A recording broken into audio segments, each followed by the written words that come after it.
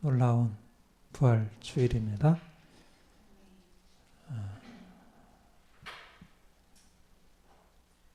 안식 후 첫날 막달라 마리아가 예수님의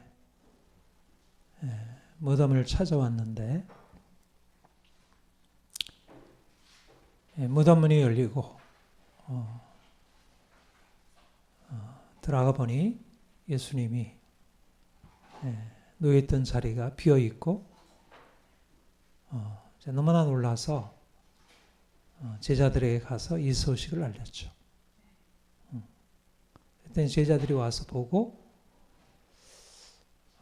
실제적으로 무덤 문이 열려있고 무덤 안에는 있어야 할 예수님이 놓여있지 않았어요. 부활하신 거잖아요. 놀라운 변화, 놀라운 일이 일어난 거예요. 예수님께서 내가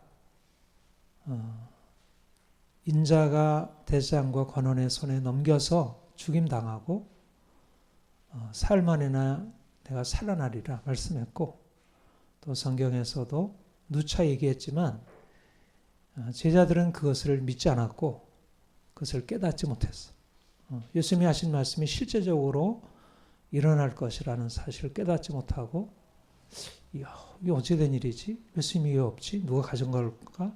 도무지 이해할 수 없는, 예수님이 죽은 자 가운데서 살아내리라는 생각은 전혀 할 수 없었죠. 제자들이 간 후에 막달라 마리아도 예수님이 없어져서 이게 어찌 된 일인가 슬퍼하면서 울고 있을 때 천사가 너 왜 우느냐 그랬더니 막달라 마리아가 예수님이 없어졌어요. 그리고 나서 뒤에 예수님이 나타나셔서 그에게 말씀하시니까 예수님을 보고 그가 혹시 동산주의인 줄 생각하고 당신이 혹시 예수님을 어디다 갖다 놨으면 좀 알려달라고 그랬더니 예수님께서 마리아야 부르시니까 그가 그때야 비로소 예수님이신 줄 알고 나의 선생님 라보니요 이렇게 대답을 했어요. 그리고 예수님께서 내가 이제 하늘에 올라갈 것이고 너는 제자들에게 가서 내가 다시 살아난 사실을 알려라. 이게 이제 오늘 아침 우리 큐티의 내용이고 요한복음 20장인가요? 20장 1절 이하의 내용입니다. 예수님께서 무덤 문을 여시고 죽은 자가 살아났어요. 죽은 자가. 엄청난 일이 일어난 거죠. 근데 사실은 예수님이 죽은 자에서 살아났다는 사실, 그리고 무덤 문이 열리고 빈 무덤이 되었다는 그 사실, 그보다 예수님에게 일어났던 일은 너무너무 놀라운 일이에요. 사실은 이거는 역사적인 사건이지만 역사적인 사건을 넘어서 있는 일이에요. 말하자면 이제 나사로가 죽은 나사로를 예수님께서 살리신 것, 그리고 이제 그 야이로의 딸을 예수님께서 살리신 것, 또 나인성 과부의 딸을 살리신 것, 이런 것은 하나의 역사적인 사실 안에서 기록될 수 있는 일이에요. 그리고 이제 그들은 이후에 다시 죽었고, 근데 예수님께서 죽은 자 가운데 살아난 일은 이제까지 일어났던 어떤 역사적 사건으로도 설명할 수 없는, 이거는 유래를 찾아볼 수 없는 유일한 일이었어요. 그래서 사실상 사람들이 예수님께서 죽은 자 가운데서 살아난다는 말을 들었을 때 그것이 가지고 있는 의미를 이해할 수 없었고, 또 실제적으로 예수님께서 죽은 자 중에서 죽었다가 다시 살아났을 때 그것을 보고서도 그것을 이해할 수 없었던 것이고, 그리고 실제적으로 예수님을 만나고 나서도 그들이 그 객관적인 사실에 대해서 부활하신 주님이 그들에게 나타나서 자신을 알리시니까 예수님이라는 사실을 그것을 받아들일 수는 있었지만, 그러나 그것이 그들에게 무엇을 의미하는지를 이해할 수 없었어요. 왜 그랬을까요? 예수님께서 부활하신 것은 몸으로 다시 살아난 것이지만 육의 몸으로 부활하는 것이 아니라 썩지 아니할 하나님의 영광의 몸으로 부활하신 것이기 때문에 말하자면 사람들이 가지고 있는 사람들의 이해 능력으로서 그것을 인식할 수가 없는 거예요.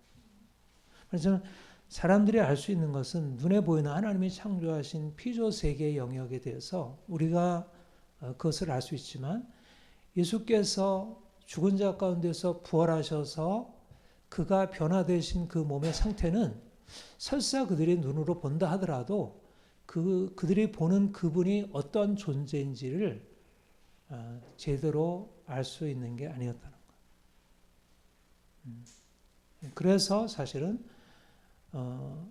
사람들이 빈무덤을 보고 나서도 그것에 대해서 믿을 수 없었고 또 실제적으로 예수님을 만난 이후에도 부활하신 예수님을 보고 나서도 그것의 진정한 의미가 드러나지 않았습니다.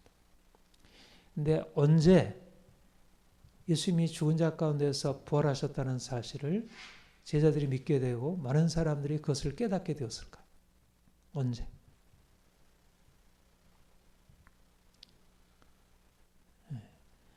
오순절 성령 강림. 예수님께서 승천하신 이후에 성령 보내시고 성령께서 오셔서 그들에게 예수님이 죽은 자 가운데서 부활하셨다는 사실이 무엇인지를 깨닫게 하신 것입니다. 말하자면 예수님이 죽음을 이기시고 부활하신 것은 역사적인 사건이지만 그것은 역사적인 사건을 넘어서 있는 초자연적인 초역사적인 사건이고 이거는 놀라운 영적인 사건이어서 사람들이 가지고 있는 생각 가지고 그것을 판단할 수 없었던 거예요. 근데 성령께서 오셔서 그들에게 그 놀라운 일이 무엇을 의미하는지를 깨닫게 하신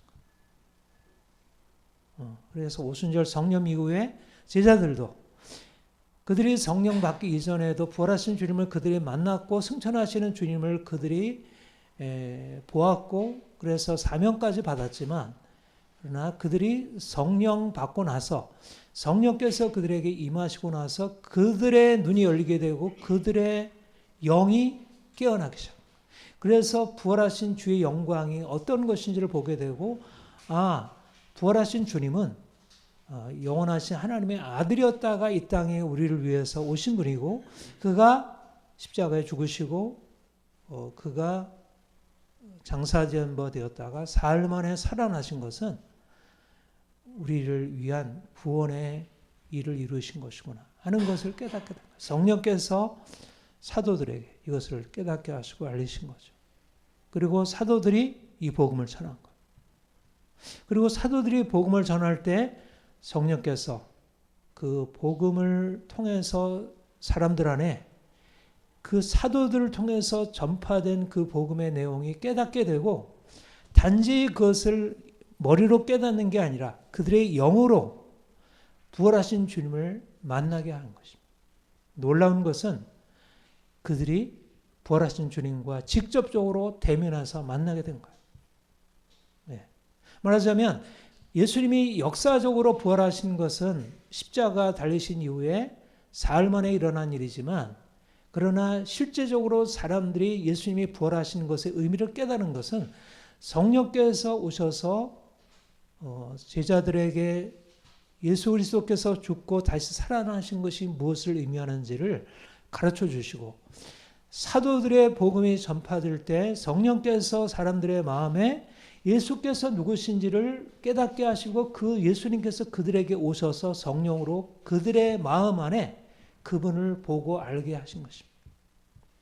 말하자면 이제 주님은 하늘에 올라가서 저 멀리 계신 분이 아니라 성령으로 말미암아 그들 중에 그들과 함께 하신 분으로 계신 거예요. 이게 놀라운 것입니다. 말하자면 성령 강림으로 인해서 그들 안에 부활하신 예수 그리스도가 실제적으로 그들 안에 부활하신 주로 나타나시고 부활하신 주로 만나시고 그들은 부활하신 주님을 보고 듣고 그와 교통하는 것이 시작이 되었어요. 이게 바로 부활신앙이에요. 그러니까 부활신앙은 과거 2000년 전에 일어났던 일을 믿는 게 아니고 부활신앙은 지금 부활하신 주님이 우리에게 오셔서 우리를 만나시고 우리가 그분과 함께 교제하고 그분의 은혜 안에 들어가서 내가 그분 안에, 그가 내 안에 계신 것을 깨닫게 되고 현재 경험하는 것. 이게 부활신앙. 부활신앙은 부활하신 주님과 하나 되고 연합하는 것이에요. 말하자면 부활하신 주님이 예수님 부활을 믿어요? 예수님 부활한 거 어떻게 알아요? 2000년에 일어난 일, 그때 성경이 기록되긴 했지만 그들이 경험한 것을 그게 실제적으로 일어난 사건인지 아니면 주관적인 체험인지 그걸 어떻게 알아요? 사실 지금도 예수님이 부활하셨다는 사실들을 많은 사람들이 역사적으로 증명할 수 있어요. 실제적으로 예수님의 부활 사건이 실제적인 사건이었구나를 많은 이제 그런 법학자들이 이거는 실제적으로 역사학자들이 이것을 보고 예수님은 십자가도 역사적인 사실이지만 부활도 역사적인 사실이라는 것을 여러 가지로 합리적으로 증명을 해요. 그런데 예수님의 십자가와 부활 사건을 역사적으로 증명할 수 있지만 그렇다고 해서 그분에 대한 믿음이 생기는 건 아니에요. 믿음이라는 것은 부활하신 주님이 내게 오셔서 나의 주가 되시고 그분이 나의 구원자가 되시는 것을 믿고 그분과의 관계를 시작하는 그것이 부활신앙이지, 부활신앙은 과거에 예수님이 죽은 자 가운데 살아나는 것을 내가 믿습니다라고 하는 게 부활신앙이 아니라는. 물론 그 부활신앙은 그것에 포함되어 있지만, 그것이 부활신앙 안에 포함되어 있지만 중요한 것은 뭐냐면 부활하신 주님이 성령으로 말미암아 내게 오셔서 내게 말씀하시고 그가 나를 그분의 주로 알리시고 내가 그분 앞에 무릎 꿇고 주님, 당신은 나의 주님이시고 나의 구원자이십니다. 내가 그분을 경험하고 고백하는 것이 바로 부활신앙이라. 그러니까 우리가 사실은 매일매일 부활의 주님을 만나서 예배하고 섬기는 것이죠. 만약 예수님께서 부활하지 않았다면 우리가 여기서 만나서 하는 것이 예수님이 가르친 어떤 교훈에 대해서 우리가 듣고 우리가 앞으로 이렇게 살자. 마치 불교처럼 힌두교처럼 이렇게 하는 것이 될 거예요. 그러나 우리 기독교는 그런 과거에 있었던 예수님의 교훈에 대해서 듣고 우리가 이렇게 앞으로 살자라고 하는 것을 배우는 그러한 교훈의 종교가 아니에요. 기독교는 말하자면 살아계신 주님이 우리의 삶에 찾아오셔서 우리에게 만나주시고 우리가 그분을 경험하고 그분이 우리를 사랑하심을, 그분이 우리를 위하여 놀라운 일을 행하셨고 지금도 우리 안에 행하심을 내가 믿고 경험하고 고백하는 것이. 말하자면 그리스도의 부활은 무덤문에 가서 빈 무덤을 보고 예수님 부활하신 모양이다. 근데 부활하신 주님 어디 가셨지? 하늘에 올라가셨어. 근데 부활하신 게 그러면 나와 무슨 상관이야? 이렇게 될 거 아니에요. 과거의 역사적인 사실이 성령으로 말미암아 현재 우리 안에 실제적으로 일어났고 지금도 진행이 되고 있고 우리의 삶에 현재적으로 경험되고 있다는 거예요. 그러니까 부활은 사실 성탄절보다 사실 십자가에 예수님께서 죽으시고 고난 당하신 것보다 사실 더 실제적이고 더 구체적인 우리의 경험인 것입니다. 사도 바울이 부활하신 주님을 다메섹 도상에서 만났어요. 그가 만나서 놀라운 주의 영광을 보고 그 주님을 만난 이후에 그가 알고 있었던 모든 지식과 생각, 그 모든 것들이 근본적으로 변화됐어요. 주님과 만난 자마다 사실 인생이 근본적으로 달라지게 됩니다. 만난 이후, 만나기 전과 만난 후가. 어떻게 다르죠? 예수님께서 죽은 자 가운데 살아난다는 거예요. 사도 바울이 부활하신 주님 만나고 성령께서 그에게 가르친 것은 뭐냐면 예수님께서 죽은 자 가운데서 부활하시로 말미암아 인류 역사 안에 놀라운 변화가 일어나게 됐다는 거예요.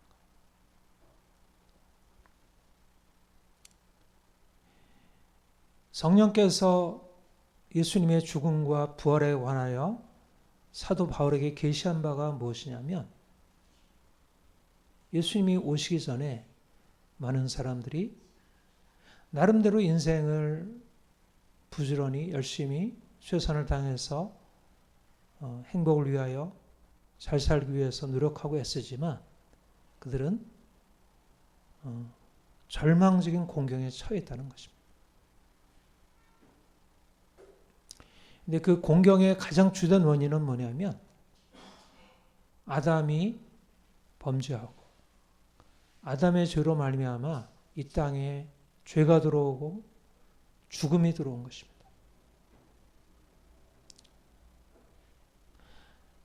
아담이 하나님의 형상대로 창조함 받고 놀라운 영광을 가진 채 이 땅에 태어났지만 그러나 하나님께 불순종함으로 그만 죽은 것이 아니라 그의 모든 후손들이 그와 함께 죄 아래서 태어나고 결국 사망의 권세 아래 살다가 죽음으로 끝나는 인생을 살게 되었다.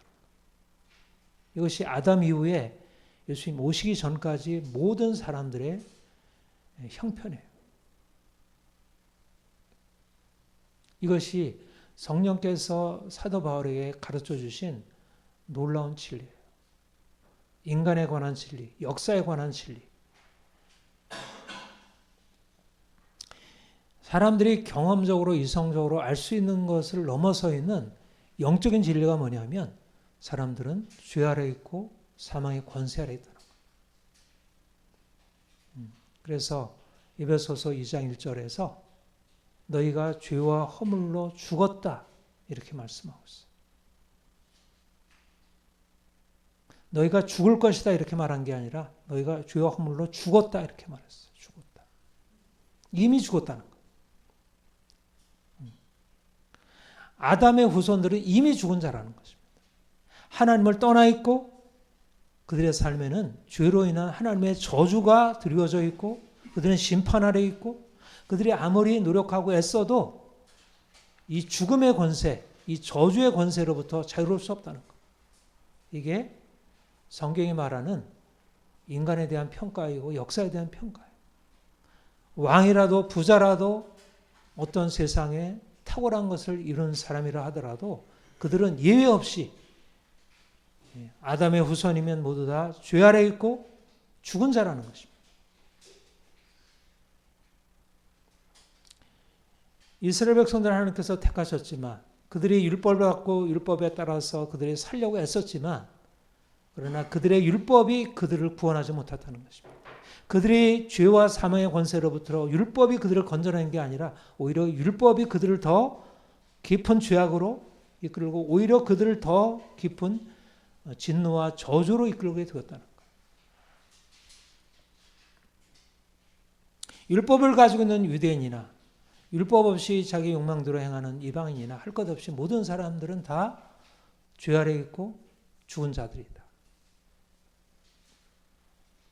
그런데 바로 예수님께서 이 땅에 오신 것은 바로 인간의 이 운명, 죄의 노예가 되었고 사망의 노예가 된 인간의 운명을 주께서 파하시려고 주가 이 땅에 오셨고 그가 바로 죽으신 것은 바로 이 죄의 세를 깨뜨리고 사람들을 누르고 있는 모든 사망의 권세를 깨뜨리기 위하여 그가 대신 죽으신 것입니다. 이것이 바로 예수님의 죽음의 의미예요. 하지만 예수님의 오신 것은 인간이 하나님을 떠나 죄 아래 살고 그로 인해서 하나님의 심판을 벗어날 수 없는 절망적인 공경에 처해 있다는 사실을 이해해야 예수님의 오심이 이해가 돼요. 그리고 바로 예수님께서 우리 죄를 위하여 죽으시고 그가 다시 살아나심으로 놀라운 변화가 일어났어요. 우리를 위하여 죽으시고 그가 죽은 자 가운데서 살아나심으로 놀라운 변화가 일어났어요. 여러분, 성경에서 계속 반복되는 구절이 뭐냐면 죽은 자 가운데서 살아나셨다는 거예요. 예수님께서. 4절 보세요. 6장 4절. 그러므로 우리가 그의 죽으심과 합하여 세를 받음으로 그와 함께 장사되었나니 이는 아버지의 생명으로 말미암아 그리스도를 죽은 자 가운데서 살리신 것 같이 하나님께서 그리스도를 죽은 자 가운데서 살리셨다 말씀하고 있어요. 그리고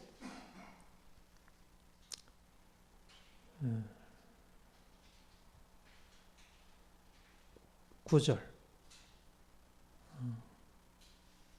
이는 그리스도께서 죽은 자 가운데서 다시 살아나셨어요. 죽은 자 가운데서 살아났어요. 여러분, 예수님께서 죽은 자 가운데서 살아나셨다는 말은 무엇일까? 바로 이것은 아담의 후손들, 모든 사람들이 죄로 인하여 죽은 자였는데 예수님을 제외하고 모든 사람들이 다 죽은 자였는데 그리고 예수님도 이 땅에 육체로 오셔서 사람들의 죄를 짊어지고 죽은 자 중에 하나가 되었는데 그런데 죽은 자들 가운데서 예수님께서 살아 일어나셨다는 거예요. 이 말은 무슨 말이냐면 이제까지 인류의 문명의 인류의 운명 모든 사람들이 처해 있는 이 죽음의 권세에 종속되어 살아간다는 이 운명이 깨졌다는 것입니다. 예수님은. 말하자면 모든 사람들이 다 죽은 자로 지금 다 잠들어 있고 다 죽어 있는데 그런데 예수님이 그 죽은 자 가운데 살아나서 유일하게 혼자 산 자가 된 것입니다. 산 자. 이게 바로 죽은 자 가운데 살았다는 말이에요. 죽은 자라는 말은 죽은 자들입니다. 원래는 죽은 자들 가운데 산 자. 죽은 자들 가운데 산 자. 수많은 죽은 자들이 있었고 그 중에 유일하게 사신 분이 예수님입니다. 놀라운 일이라는 거죠.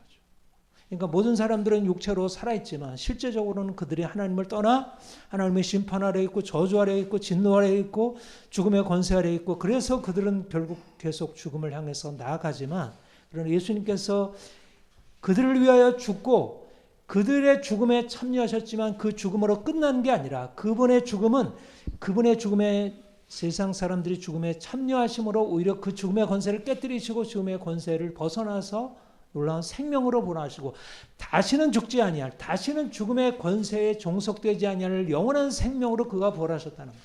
그 생명은 그냥 죽은 자들 중에서 그냥 다시 살아났다가 다시 죽는 그런 나사로의 생명과 같은 생명이 아니라 영원한 생명, 하나님의 생명, 죽지 아니할 생명으로 그가 다시 살아나셔서 하늘에 오르신 거예요. 바로 그가 죽은 자 가운데 부활하셔서 하늘에 오르시고 그가 성령으로 말미암아 사람들에게 나타나시고 그리고 사도들이 죽은 자 가운데서 살아나신 예수 그리스도를 전할 때 사람들 안에 놀라운 일이 일어나게 된 거예요. 그 죽은 자 가운데서 살아나신 그분이 그들에게 나타나셔서 그 생명을 나타나실 때 그 죽은 자 가운데서 예수께서 부활하셨다는 사실을 듣는 이들에게 실제적으로 예수 그리스도 안에서 일어나는 실제적인 그 부활의 생명의 능력이 역사돼서 그들이 죽은 자였는데 그들도 동일하게 다 죽은 자 가운데 그들이 죽은 자 가운데 있었는데 그 생명의 말씀을 들을 때 그 생명의 말씀이 그들에게 역사하여 그 죽은 자들 가운데서 살아 일어나 그들도 산 자가 되었다는 거예요. 이게 바로 예수 그리스도께서 오셔서 죽은 자들 가운데서 살아나신 그분이 성령으로 말미암아 복음으로 전파되실 때 그 복음의 능력으로 사람들이 죽은 자 가운데 살아나서 예수님의 영원한 생명에 참여하는 일이 드러나게 되었다. 이게 초대교회에 일어난 놀라운 사건입니다. 말하자면 예수님의 부활 사건이 재현이 된 거예요.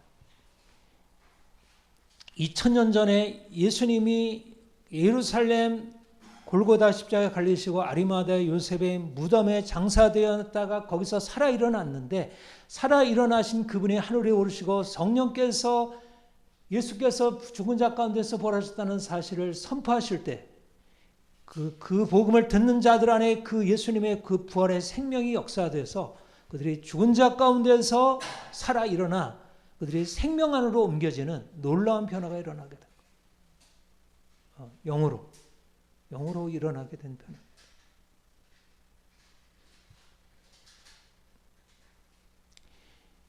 예수님의 부활 사건도 엄청난 사건이지만 성령께서 오셔서 그 부활하신 주님의 복음을 듣고 그 복음을 듣는 자들 안에 일어난 이 부활 사건, 새 생명의 부활 사건, 거듭난 사건, 이 거듭남이라고 하죠. 우리가 처음에 육체로 태어났던 우리의 육체의 생명, 그 육체의 생명은 결국 죄로 인해서 죽음의 권세 아래 놓여 있게 되고, 그 육체로 사는 자들은 어떻든 죄 아래 있고 죽음의 권세 아래 있다면, 이제 그리스도의 복음을 듣고 그 복음을 받는 자들에게 육체의 생명이 아닌 영으로 거듭나서 더 이상 죽지 아니하는 영원한 생명으로 살아갈 수 있게 되는 거예요. 이게 초대교회 안에 복음을 듣는 자들 안에 일어나게 되었어요. 베드로의 복음을 듣는 자들 안에, 요한의 복음을 듣는 자들 안에, 바울의 복음을 듣는 자들 안에 이 놀라운 역사가 일어나게 되고, 그들에게 실질적으로 생명 역사가 실제적으로 나타나기 시작했어요. 말하자면 부활하신 주님은 예루살렘에서 그가 부활하셨는데, 그 부활하신 주님의 증거는 그 빈무덤에 가서야 비로소 알 수 있는 게 아니라, 예수님을 만난 자들에게 실질적으로 그 부활의 증거가 현재적으로 일어나기 시작한, 그 부활의 복음을 듣고 그걸 받아들인 자들이, 야, 내가 이제까지 죽어 있었구나. 하나님이 나를 죽은 자 가운데 살리셨구나. 내가 이제까지 이렇게 병들고 고통당하고 절망 가운데 있었는데 주님이 나를 위해 죽으셨고 그가 나를 위해서 사심으로, 내가 비록 죄인이지만 내가 이제까지 저주했었던 내가 저주에서 벗어나서 내가 하나님의 은혜 안으로, 축복 안으로 들어갈 수 있게 되었구나.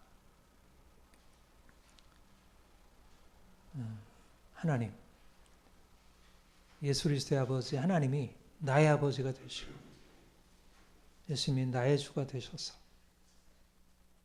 내가 이 산자로 내가 주님을 섬기게 되었다는 거예요. 6장 13절, 또한 너희 지체를 불의 무기로 죄에게 내어주지 말고 오직 너희 자신을 죽은 자 가운데서 다시 살아난 자 같이 하나님께 드리며. 너희는 누구냐?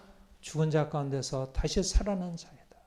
예수님께서 죽은 자 가운데서 살아나신 분이고, 그 죽은 자 가운데서 부활하신 주님을 믿는 자들이 주님과 함께 죽은 자 가운데서 살아나서 더 이상 죽은 자가 아니고 산 자가 되었다는 거예요.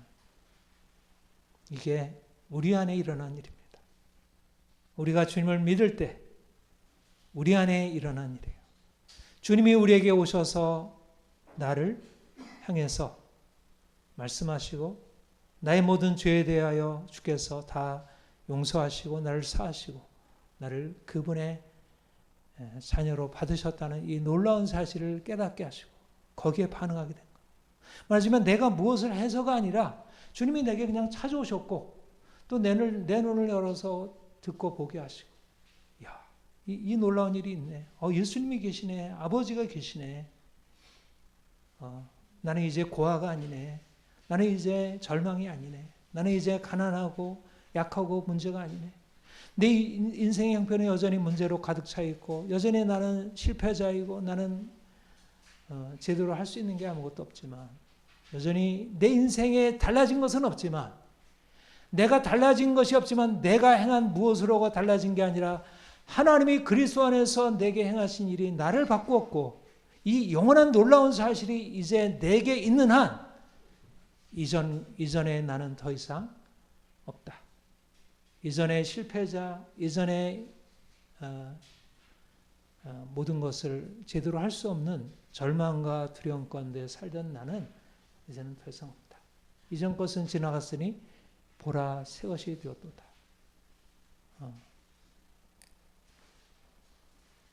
하나님의 은혜가 우리의 삶의 시작이 된 것입니다. 우리를 죽음에서 건지시는 놀라운 하나님의 은혜가 우리에게 나타난 것입니다. 세상은 육신으로 자신이 애쓰고 노력해서 얻은 결실을 가지고 인생이 괜찮겠다. 그러나 또 실망하고 절망하고 두려워하고 낙심하고. 그러나 우리가 그들 중에 하나였지만 주님이 우리에게 오셔서 내 인생이 내게 달려있지 않고 하나님이 나를 위해서 행하신 그 놀라운 은혜의 사역에 달려있고 그 놀라운 사역을 내가 그냥 받기만 하면, 내가 주님이 문 두드릴 때 내가 문 열고 그냥 받기만 하면 주님이 나에게 들어오셔서 그분의 은혜를 나누시고 그분은 그와 더불어 먹고 마시고 살아갈 수 있도록, 내가 애쓰고 노력해서 내 인생을 바꾸고 내 인생을 보다 낫게 만드는 게 아니라 이 죽음의 권세를 깨뜨리는 그 능력이 주님 안에서 내게 들어와 내가 주님께 나아가기만 하면 그분이 언제든지 내 인생 안의 모든 것들에 대하여 책임지신다는 것입니다. 이것이 바로 죽은 자 가운데서 산 자라는 현재적인 경험이에요. 예수님의 부활은 과거 역사적인 사건이지만 성령으로 말미암아 그 역사적인 사건이 우리의 삶의 현재가 된 것입니다.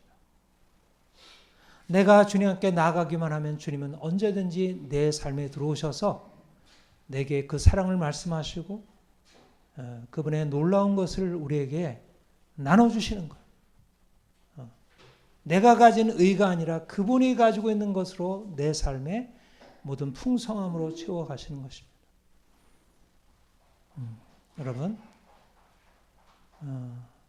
매일매일 부활하신 주님과 아주 가까이 친밀하게 교제하기를 바랍니다.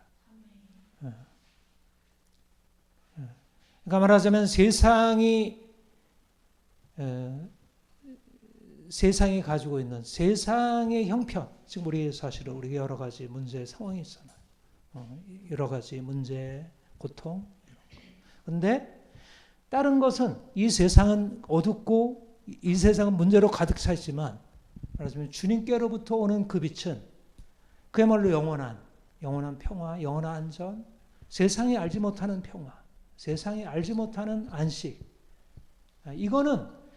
이거는 무엇으로도 빼앗을 수 없는, 내가 약해도 세상이 어떻게 변해도 정치가 어떻게 변해도 경제가 어떻게 변해도 뭐 세상 어떤 형편이 어떻게 변해도 그것과 상관없이 영원하신 주님이 우리의 삶에 들어오셔서 나타내신 영원한 생명의 능력이 우리에게 현재적으로 나타나 있다는 것.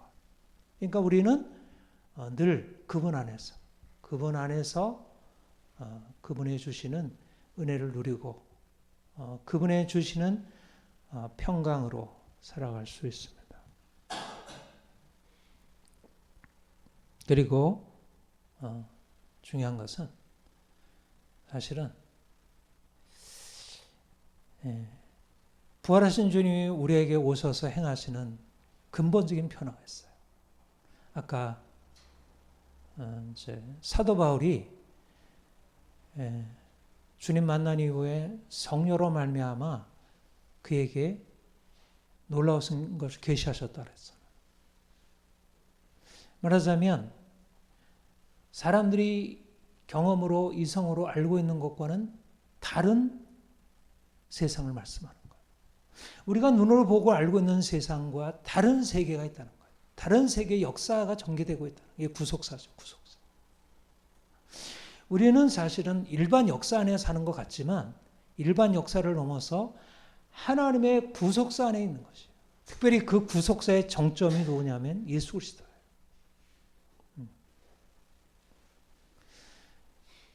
여러분, 우리 그리스도인들은 우리가 주님 만난 이후에 일어나게 된 변화는 뭐냐면 현재적으로 내 삶에 주님이 오셔서 내 인생 안에 세일을 행하시는 것을 현재적으로 경험하면서 내 삶이 평안하고 만족하고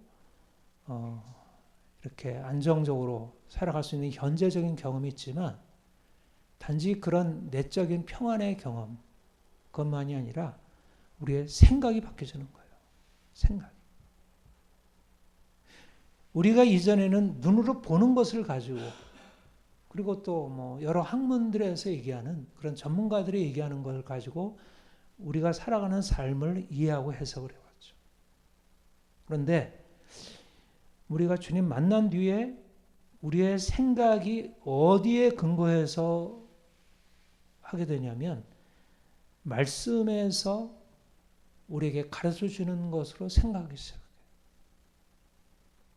말하자면 우리가 알고 있는 눈으로 보는 것과 우리의 생각으로 하는 것이 우리의 삶을 끌어갈 때와 성령께서 우리에게 예수님께서 죽은 자 가운데서 부활하셔서 우리에게 새 생명 주셨다는 그 사실, 그것이 가지고 있는 부활의 의미, 예수님이 십자가와 그 부활의 의미를 가지고 우리 인생을 바라볼 때는 전혀 달라지게 돼요. 말하자면 우리가 예수님을 만난 뒤에 사실 이 복음 진리가 조금 더 우리의 그 생각을 장악해야 돼요. 우리는 사실은 우리가 삶을 살아갈 때 이게 우리의 생각이 어디에 있느냐, 어떤 무엇을 가지고 있느냐에 따라서 우리의 삶의 방향이 달라지잖아요. 내가 진화론적인 세계관을 가지고 있으면 우리의 삶의 방식이 거기에 따르게 되고, 내가 포스트 모더니즘적인 세계관에 따르고 있으면 그런 삶이 되고, 내가 막시즘적인 세계관을 가지고 있으면 그런 삶이 돼요. 근데 우리는 세상을 바라볼 때 무엇에 근거해서 바라보냐면 예수 그리스도께서 십자가에 죽으시고 다시 살아나셨다는 이 역사의 구속사의 이 중심을 통해서 과거와 현재와 미래를 바라볼 수 있어야 한다. 말하자면 예수님께서 이 땅에서 오셔서 행하신 일은 단지 우리의 내면에 주님 만나서 우리가 평안함을 얻고 이 세상에서 그냥 안정적으로 살아가는 것을 의미하는 걸 넘어서 이 세상 역사를 다르게 보게 해요. 역사를. 우리의 과거를 다르게 해석하고 세상 역사를 다르게 해석하는 것입니다. 예수님이 오신 뒤로 역사의 근본적인 전환이 일어나게 됐어요. 아까 말씀드린 대로 예수님 오시기 전에 세상은 어떠했다고요? 죄 아래 있었고 죽음의 권세 아래 있었어요. 로마서 5장에서 이것을 얘기를 해요. 사람들이 그렇게 생각하나요? 자신들이 죄 아래 있고 죽음의 권세 아래 있다고 생각하나요? 지금도 믿지 않는 사람들은 아무리 그들이 돈이 많다 하더라도, 아무리 정치 권력이 높다 하더라도 죄 아래 있고 사망의 권세 아래 있어요. 종들의 종, 노예들의 노예들. 그들의 운명이 바뀌지 않았다는 거예요. 그리스도 안에 들어와서 부활의 생명을 느끼지 못하는 사람들은 그들은 죄의 종이고 사망의 종이라는 거예요. 그들이 인생을 아무리 잘 사는 것 같고 그들이 아주 멋진 인생을 사는 것 같아도 그들의 인생은 죄의 종이고 사망의 종이라는 거예요. 그들은 인생에 절망이 있고 그들의 결국은 죽음이고 지옥이라는 거예요. 그들은 거기서 벗어날 수 없다는 거예요. 여러분, 인생의 희망이 어디 있어요? 예수 그리스도께서 죽은 자 가운데서 살아나는 것이 희망이에요. 인생의 희망을 누가 말할 수 있어요? 예수 그리스도를 믿음으로 말미암아 죽은 자 가운데서 부활하여 그리스도의 생명에 참여한 자들이 희망을 말할 수 있어요. 믿지 않는 사람들은 죄 아래 있고 죽음의 권세 아래 있는데 그들이 어떻게 희망을 말할 수 있겠어요? 그들이 아무리 해봐야 죽음의 권세에 벗어날 수 있나요? 그들이 죽은 자들이라는 그 근본적인 운명을 깨뜨릴 수 있나요? 깨뜨릴 수 없는 것입니다. 죽은 자들의 운명을 깨뜨리는 것은 오직 예수 그리스도만이 깨뜨리신 것이고, 죽은 자들 가운데 산 자는 오직 예수 그리스도 그분 한 분뿐이고, 그리고 죽은 자들 가운데 산 자는 그리스도와 함께 연합하여 그의 생명에 연합한 자들 뿐이에요. 믿는 자들 뿐이에요. 믿어서 구원받는 자 외에는 누구도 죽음의 권세에서 벗어날 수 없어요. 이것은 단지 영적인 의미만이 아니라 혼적인 의미에서, 육적인 의미에서 다 포함된 얘기예요.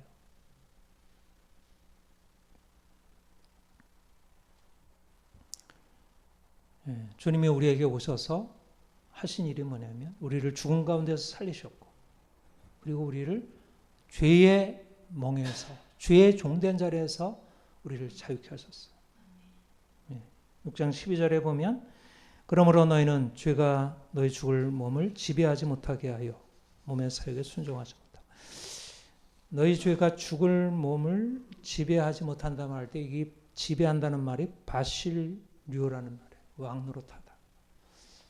죄가 우리 위에 왕노릇하고 있다는 거예요. 이건 로마서 12장 이하의 5장 12절 이하의 말씀을 받고 있는 것입니다. 죄가 왕노릇하고 있다. 그 다음에 14절에 너희 죄가 너희를 주장하지 못하리니, 여기서 주장하다는 말은 주인 노릇하다. 노예가 노예 위에 주인 노릇하다. 이런 개념이에요. 노예와 주인과 노예와의 관계, 왕과 백성과의 관계, 주인과 노예와의 관계. 말하자면 주님이 오시기 전에 모든 인류가 폭군이 다스리는, 죄라는 폭군이 다스리는 나라에 고통받는, 마치 북한의 독재 체제와 같이 그곳에서 고통당하는 국민들과 같고, 또 악한 주인 밑에서 고통당하는 노예와 같다는 거예요. 그게 인간의 형편이라는 거예요. 근데 예수님께서 오셔서 죄의 세력을 깨뜨리시고 십자가로 파하시고, 그리고 그가 죽은 자 가운데서 부활하셔서 죄로부터 자유한 새로운 인간을 열어놓으셨어요. 그리고 그를 믿는 자들이 이전에 아담에 속하여 죄 아래 살고 있고 죄의 노예로 고통당하고, 내가 이러면 안 되지, 내가 여기서 벗어나야지, 나는 왜 이렇게밖에 못 살을까, 그래도 벗어날 수 없는 거예요. 사람들이 가지고 있는 어리석은 생각 때문에 자기가 죄를 죄로 여기지 아니고 죄의 노예로 살고 있고, 또 죄의 노예되면서 벗어나려고 애쓰고 힘써도 그들은 거기서 벗어날 수 있는 능력이 없다는 거예요. 죄의 노예로 살고 있다. 그런데 그리스도께서 오셔서 그런 죄의 강력한 권세를 깨뜨리시고 죄의 권세 아래에서 고통당하는 자들을 거기서 건져내셔서 자유케 하신 것입니다. 말하자면 이전에 내가 주를 알기 전에는 내 인생 안에 온갖 죄악들이, 온갖 미움, 분노, 방탕, 욕망, 거짓됨, 살이, 비난, 욕설, 이 모든 것들이 내 안에 들어와서 나를 장악하고, 그것에서 벗어나려고 노력해도 애써도 바꿀 수 없었던 존재였는데, 그런데 주께서 오셔서 나를 죄로부터 해방하셔서 나를 새롭게 바꾸셨다. 말하자면 내가 죄의 종에서 고통당하고 있다가 그 죄의 종된 상태에서 아무리 애써도 벗어날 수 없던 존재가 내 스스로 노력을 가지고, 말하자면 애쓰고 힘써서 내 자신을 바꾸어서 비로소 나는 이제 자유로워. 여러분 이제 여러 종교의 수도 스승들이 그렇게 하잖아요. 자기를 고치려고 노력하고, 또 유교의 이제 그런 도덕 군자들이 그런 노력을 통해서 자기를 순화하고, 그렇게 해서 일정 부분 자신을 바꿀 수 있지만, 그러나 종이 이미 노예로 있는데 자기 위에 다스리고 있는 죄의 권세를 깨뜨릴 수 없다는 거예요. 그런데 주님께서 오셔서 거기서 자유케 하신 것입니다. 죄의 멍에를 깨뜨리고 자유케 하셔서 내 스스로 나를 고치고 나를 바꾸어서 비로소 내가 하나님 앞에서 내가 의롭다 인정받는 게 아니라, 내가 내 스스로 해결할 수 없어서 내가 진노 아래 있었는데 주께서 나를 값없이 용서하시고 단지 나를 그냥 받아주신 것만이 아니라 내 안에 있는 근본 뿌리, 이 죄라는 어떤 근본 뿌리를 그가 파시고 깨뜨리시고 나를 거기서 건져내신 거예요. 강력한 내 안에 이 중독적인 묶임을 주께서 파시고 수술하시고 파시고 깨뜨리시고 자유케 하신 거예요. 말하자면 능력은 어디에 있느냐 하면, 죄에서 벗어나는 능력은 내 노력이 있는 게 아니라, 내 씀에 있는 게 아니라, 어떤 지식이나 어떤 그런 깨달음이 있는 게 아니라, 성령께서 우리에게 예수 그리스도 그분의 영을 우리에게 허락하셔서 그가 우리 안에 오셔서 행하실 때 그 생명의 능력이 우리 안에 주어지면서 우리를 묶고 있었던 모든 죄의 세력이 깨지고, 우리 안에 있는 그동안 아무리 했어도 바꿀 수 없었던 우리의 생각과 우리의 마음과 우리의 모든 감정들, 이것들을 근본으로 바꾸시도록 주님이 하신 것입니다.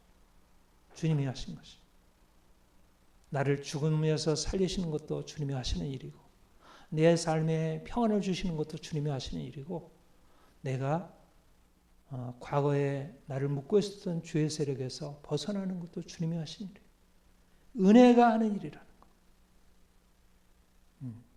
하나님이 예수 그리스도 안에서 이미 행하셨고 성령께서 예수 그리스도께서 십자가에서 부활해서 이루신 일을 성령께서 우리 안에 적용할 때 여러분 우리가 수술하면 그냥 의사가 나를 마취하고 수술해서 내 안에 있는 그런 어떻든 악한 병의 근원을 제거하고 그래서 봉합하고 그럼 낫잖아요. 내가 어떻게 하는 나는 그냥 가만히 기다리고 있으면 되잖아요. 중요한 것은 뭐냐면 우리 안에 이 지식이 필요한 것입니다. 예수님께서 이미 이 놀라운 일을 이루셨다. 이전에 사람들이 애쓰고 힘써서 자신을 바꾸려고 했던 인간 편에서 노력해서 도덕적으로 하려고 했던 모든 이제까지의 시도들, 모든 윤리, 도덕, 종교의 시도들을 다 깨뜨리고 이거는 실패야. 그건 안 돼. 그렇게 해서는 안 돼. 이제 은혜가 우리의 삶에 들어와서 우리를 근본적으로 바꾸는 그런 일을 행하셨다는 사실. 말하자면 예수 그리스도 안에서 일어난 객관적인 사실들을 내가 믿는 것입니다. 그리고 성령께서 내 안에 내가 할 수 없는 일을 하신다는 사실을 내가 믿는 것입니다. 이미 주님께서 하신 것입니다. 내가 변화되는 일은 내가 노력하기 이전에 주님이 내 안에 이미 이루신 일, 그리스도의 십자가와 연합하고 그의 부활의 연합함으로 이미 이루신 일, 그것을 깨닫게 될 때 현실적으로 보면 여전히 또 문제가 있잖아요. 어떤 사람은 너무 화를 잘 내고 어떤 사람은 너무 염려가 많고 어떤 사람은 이러저러한 욕심이 많고 인생의 문제에서 벗어날 길이 없는 거예요. 그리고 우리 주변의 사람들을 보면 어떤 다 일종의 묶인 것 같은 강한 매인 묶임들이 있어요. 이 죄의 묶임들이라는 게 너무 강해요. 이게 변화되리라고 하는 것을 생각하기 어려워요. 3살 버릇 8까지 간다 그러잖아요. 어렸을 때 만들어진 이것은 평생 가요. 고쳐지지가 않아요. 그런데 예수님이 오셔서 십자가에 죽으시고 부활하신 주님이 우리에게 오셔서 새를 행하신 것입니다. 이전 것은 지나갔으니 보라 새 것이 되었다. 나는 이미 의로운 자, 의인이 되었고 나는 거룩한 자, 성도가 되었고 나는 이제 새 사람이 되었다. 그러니까 내 인생에 대해서 내가 이제 애쓰고 노력해가지고 이걸 이렇게 바꿔야지. 그렇게 노력하다가 작심삼일로 돼서 끝나버리고 역시 나는 안 돼. 이미 오래된 거 어떻게 바꾸겠어? 안 되지. 그게 우리의 수많은 실패, 시행착오의 경험이었고 또 옆에 사람들을 봐도 이제 그렇잖아요. 그런데 놀라운 사실은 뭐냐면 이 말씀을 아는 게 중요해요. 그래서 이 진리가 너희를 자유케 하리라. 진리의 말씀을 우리가 믿고 예수님께서 우리 안에 행하신 일을 우리가 받아들이고 믿음으로 나아갈 때 주께서 우리 인생 안에 실질적으로 변화의 역사를 이루시는 것입니다. 날마다 말씀을 읽고 그 말씀을 마음에 새기고 그 말씀이 내게 작용하도록 주님 나를 죄의 종이라 하지 아니하시고 이제는 의의 종이 되었다. 이제는 과거는 죄의 종이더니 이제는 죄에서 해방되어 의의 종이 되었다 하셨는데 나는 의의 종입니다. 나는 노예가 아니라 나는 이제 자유인입니다. 나는 더 이상 죄의 노예로 살지 않겠습니다. 나는 더 이상 욕망이 이끄는 대로 살지 않겠습니다. 주께서 나를 그렇게 만들어 놓으셨으니 내가 새로운 삶을 살아갈 수 있습니다.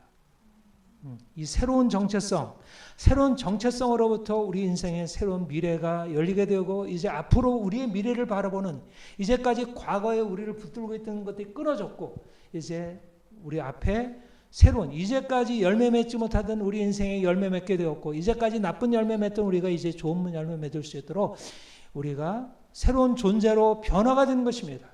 내가 변화가 되지 않으면 내 존재가 옛날과 그대로라면 내 존재에서 무엇이 나오겠어요? 나쁜 나무에서 어떻게 좋은 열매가 나오겠어요? 근데 나쁜 나무가 더 이상 아니라는 거예요. 그리스도와 이제 연합하여 부적개제부터 이제 좋은 나무가 되었고 그래서 이제 우리가 주 안에서 새로운 삶을 희망할 수 있게 되었습니다. 그래서 바로 12절, 13절에 나오는 명령이 우리가 믿고 붙을 수가 있는 것이에요. 우리 한번 12절, 13절 다시 한번 읽어보겠습니다. 시작. 그러므로 너희는 죄가 너희 죽을 육체에 못하게 하여 몸의 사욕에 순종하지 말고 또한 너희 지체를 불의의 무기에 죄에게 주지 말고 오직 너희 자신을 죽은 자 가운데서 다시 살아난 자 같이 하나님께 드리며 너희 지체를 의의 무기로 하나님께 드리라. 이 13절에 보면 너희 자신을 죽은 자 가운데서 다시 살아난 자 같이라는 말은 as, 로서라고도 할 수 있어요. 산 자로서 우리의 정체성이 그러하다는 거예요. 이 정체성의 바탕을 두고 너희 지체를 의의 무기로 하나님께 드리라. 말하자면 하나님이 우리를 위해서 행하셨기 때문에 내가 죄의 종이었는데 죄의 종에서 의의 종으로 바꿔놓았기 때문에 내가 전에 죽은 자였는데 이제는 죽은 자 가운데서 나를 살리셨기 때문에 나는 이미 산자가 되었기 때문에 산자의 정체성을 가지고 그런 삶을 살라 하는 명령이 주어진 것입니다. 직설법이 있고 명령법이 있는 거예요. 객관적인 사실이 있고 객관적인 사실에 따른 명령이 있는 거예요. 사실이 없으면 객관적으로 이미 일어난 일이 없으면 우리 안에 아무리 애쓰고 힘써도 우리의 삶을 바꿀 수 있는 능력이 우리에게 없고 그것은 거듭거듭 시지프스 신화에 그 바위 올렸다가 또 떨어지듯이 수많은 실패 과정을 되풀이할 뿐입니다. 바뀌었다 하더라도 그것은 언제 무너질지 모르는 또 공든탑이 되어버려요. 내가 10년 동안 쌓아놨다 하더라도 어느 순간 또 무너지게 됩니다. 우리 자신의 근거에서는 우리가 가지고 있는 아담의 어떤 의지로서는 인생을 바꿀 수가 없습니다. 나의 죄를 거스러 갈 수가 없고 내 안에 끊임없이 찾아오는 욕망을 우리가 거스러 갈 수 없어요. 욕망이 우리를 끌어가고 있다는 거예요. 욕망이 끌어가는 인생, 이것이 모든 사람들이 처해 있는 운명이에요. 욕망을 어떻게 끊어낼 수 있겠어요? 욕망에서 우리가 어떻게 자유로울 수 있겠어요? 단지 신경증자, 정신병자들만이 아니라 그리고 정독자자들만이 아니라 모든 사람들은 다 욕망의 포로가 되어 있고 죄의 포로가 되어 있어요. 그것에서 벗어나게 할 수 있는 자들은 벗어나게 할 수 있는 분은 오직 예수 그리스도. 죽은 자 가운데서 다시 산 자, 이미 죄에서 벗어난 자, 순종하신 그분이 우리에게 오셔서 우리 인생을 바꾸신 것입니다. 그분이 우리에게 행하신 것을 믿을 때, 그분이 우리에게 행하신 것을 믿고 그분의 권세를 의지할 때 그 능력이, 그 십자가의 능력의 권세가, 그 부활의 권세가 우리를 죄에서 벗어나서 자유케 하고 우리를 의로운 삶으로 나아갈 수 있게 하는 것입니다. 전에 우리의 의지는 노예의지. 이거는 이제 아우구스티누스가 얘기했고 루터와 칼빈이 이어받은 얘기예요. 노예의지. 우리는 죄의 노예였고 죄의 노예로서 우리의 의지는 노예의지. 자유롭지 못한 매 있는 의지라는 거예요. 내 의지를 내 마음대로 컨트롤할 수 없다는 거예요. 내가 스스로 내 의지를 컨트롤하고 싶지만 이미 오랫동안 나를 견고하게 붙들고 나를 이끌어한 욕망이 나의 의지보다 더 강하게, 나의 선한 의지보다 더 강하게 나를 이끌어가서 오호라 공고한 사람으로다 누가 이 사망의 몸에서 나를 건져낼고 아무리 애쓰고 힘써서 나를 바꿨다 하더라도 또 찾아와서 죄의 세력이 더 강력한 힘으로 찾아와서 마치 우리가 이러저러하게 백신 맞고 그러면 더 강한 이제 면역력이 상승에 강한, 내구성에 강한 바이러스들이 더 생겨나가지고 우리를 괴롭히듯이. 예. 그런데 우리가 그 이전에는 노예의지였는데, 죄의 노예였고 노예의지였는데, 예수께서 우리를 죄에서 자유케 하시고 노예의지를 자유의지로 바꿔오는 것이, 실제적으로 자유로운 의지로. 의지가 자유롭다는 말은 내가 죄로부터 자유롭다는 말이에요. 그냥 내가 자유롭게 뭔가를 선택한다는 의미의 자유라는 개념보다는 실제적으로 죄의 세력이 나를 어떻게 할 수 없는 강력한 자유가 우리에게 주어지게 됩니다. 강력한 힘이에요. 자유라고 하는 의지가 자유롭다는 것은 강력한 힘, 죄와 싸워서 이길 수 있는 강력한 힘이 우리 안에 주어지는 것이. 여러분, 주의 은혜 안에 사는 사람들은 어때요? 의지가 약할까요? 강할까요?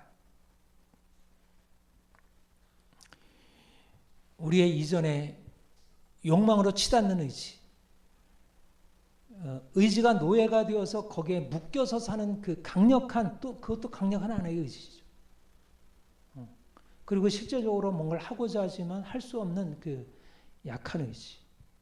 오히려 죄에 대해서는 강력하게 밀고 나가고 선을 향해서 나갈 때는 힘이 없고, 이게 이전의 형편이었다면 주께서 우리에게 오셔서 예전의 그 노예의지의 강력함을 깨뜨리시고, 그리고 우리 안에 선한 의지, 사랑하고자 하는 의지, 내가 하나님 앞에, 사람 앞에 순종하고 사람들을 섬기고자 하는 의지를 하나님께서 불러일으키셔서 강력하게, 강력한 자유의지를 가지고 하나님의 뜻을 이루고 선을 이룰 수 있도록 그렇게 되어진다는 거예요. 여러분, 그리스도인들은 결코 유약한 자들이 아니에요. 고민하고 씨름하고 하다 갈등하고 해야 되는데 이게 안 되는데 어떡하지? 이렇게 고민하는 사람들이 아니에요. 죄의 세력에 대해서는 단호하게 끊고, 그리고 하나님의 말씀에 순종하는 것에 있어서는 철저히 모든 것을 다해서, 모든 걸 다해서 순종할 수 있는 강력한 의지를 가지고 있는 사람들이라. 그러니까 세상에 감당하지 못하는 거지. 세상에 감당하지 못하는 거지. 근데 중요한 게 뭐냐면, 여기에 아주 핵심이 우리 지난달에도 살펴봤지만 수동성이에요. 수동성. 내가 주체가 되는 것에서는 내 의지는 노예의지로 떨어져 버려요. 이게 거꾸로예요. 오늘날 사람들이 자유의지라는 것을 어떻게 생각해요? 내가 주도적으로 애쓰고 노력하면 내가 자유롭다고 생각하잖아. 누군가 내한테 이래라 저래라 하는 거 시키는 것은 타율적이라고 하고, 그것은 자유롭지 못하다고 생각해요. 그게 칸트의 생각이고, 오늘날 수많은 철학자들, 수많은 성공한 사람들이 가지고 있는 생각이에요. 네 운명은 네가 결정한다. 이게 오늘날 많은 사람들의 생각이에요. 자기개발서에서도 수없이 그런 얘기를 하고 있고. 내 의지를 내가 결정할 수 있나요? 내가 의지를 가지고 세상을 내 원하는 대로 헤쳐갈 수 있나요? 말도 안 되는 환상입니다. 우리의 의지는 자유롭지 못해. 이미 노예의지고, 내가 능동적으로 내가 자유롭게 하고 내가 스스로 결정하겠다고 하면 결국 죄의 노예가 되는 것이에요. 그거는 내가 결국 노예의지로 떨어지는 거예요. 아담이 그 길로 갔고 수많은 사람들이 지금 그 길로 가고 있어요. 포스트 모더니스트들이 인생은 네가 결정해. 왜 그렇게 뭐 부모가 얘기하고 전통이 얘기하고 교회가 얘기하고 왜 그대로 따라가. 네 인생은 네가 결정해야지. 이러면서 사람들에게 자유의지라고 그걸 부추겨요. 근데 그게 자유의지가 아니라 사단의 속임수인 것입니다. 사단의 속임수. 네가 이거를 먹는 날에는 신과 같이 되리라. 그렇게 얘기했지만 신이 된 게 아니라 사단의 종이 되었고, 죄의 종이 되었고, 사망의 종이 되었어요. 네. 내가 결정하는 것을 가지고서는 결국 사단의 종이 되고 죄의 종이 됩니다. 근데 우리가 어떻게 해야 자유로워질 수 있나요? 어떻게 자유의지로 살아갈 수 있나요? 주께서 주신 명령에 복종하는 것입니다. 죄로 너희 몸을 주관하지 못하게 하라. 죄로 너희 몸을 주관하지 못하게 하라. 몸의 사욕을 순종하지 말아라. 너의 몸을 하나님께 드리라. 여러분, 말씀에 순종할 때 인생은 자유로워져요. 이게 역설입니다. 세상이 알지 못하는, 오늘날 이 시대가 알지 못하는 놀라운 역설이에요. 인생의 변화는 내 생각을 가지고, 내 뜻을 가지고 내가 철저히 뭔가를 열심히 추진해서 이루는 것이 아닙니다.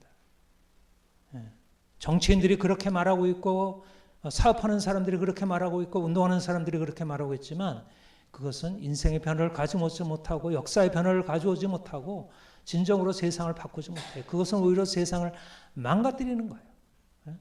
그렇게 주장했던 사람들이 세상을 다 망가뜨려 왔어요. 니체, 막스 같은 사람들이 세상을 다 망가뜨려 왔고 지금도 그러한 사회주의자들, 그런 진보주의자들이 세상을 망가뜨리고 있어요.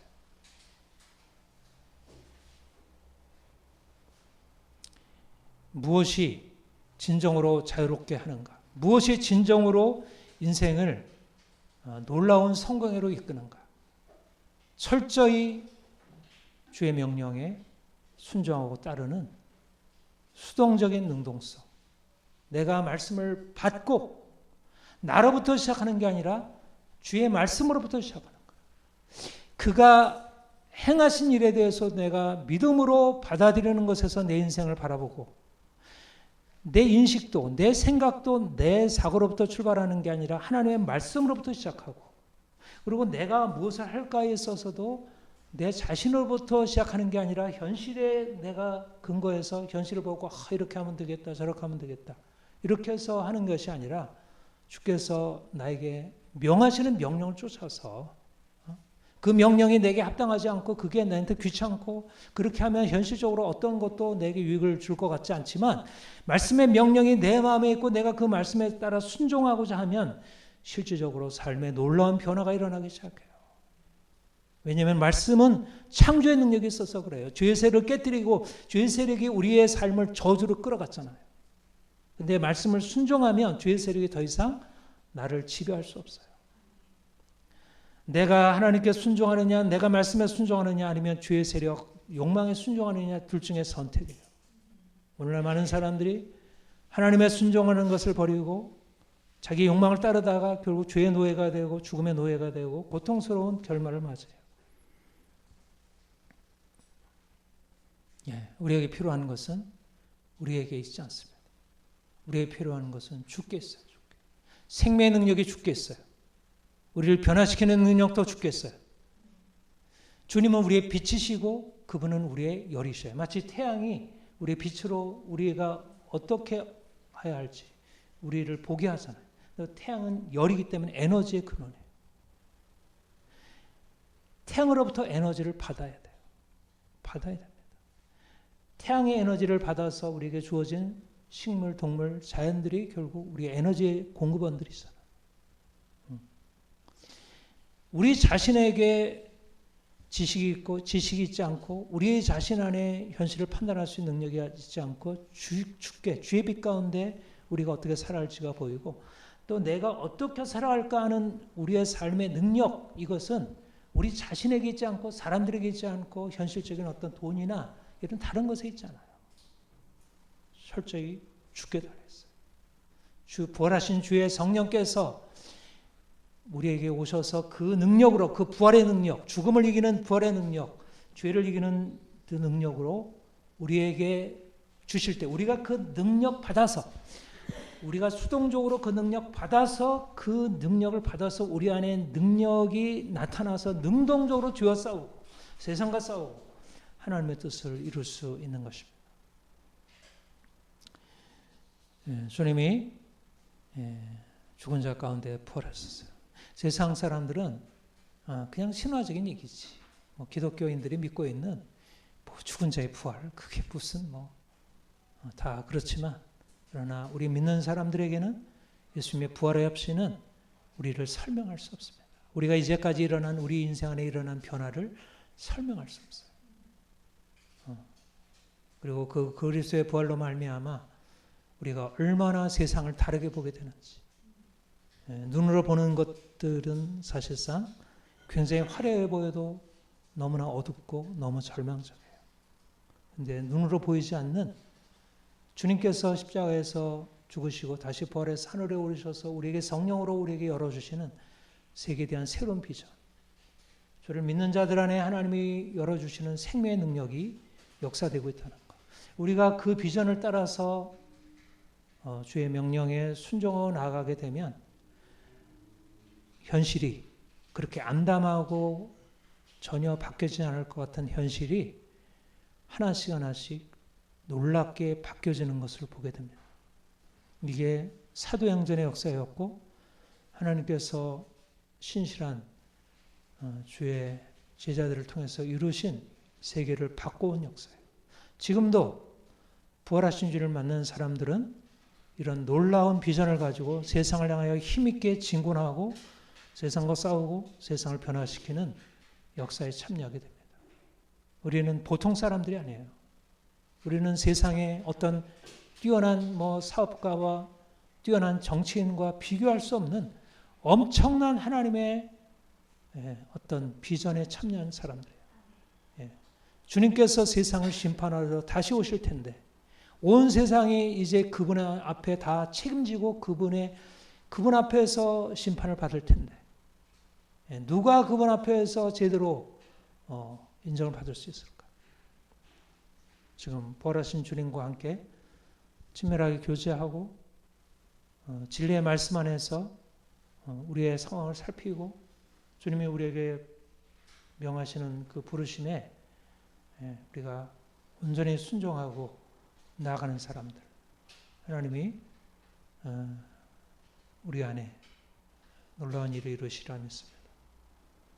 우리가 이제 부활의 증인되어 실제적으로 우리의 부활의 능력을 우리의 삶에서 나타내고 많은 사람들에게 이 부활의 생명 안으로 들어오도록 더 이상 어둠 가운데 죄 아래 살지 말고 주의 생명 안에 들어오도록 그들을 초청할 수 있기를 원합니다. 기도하겠습니다. 주님,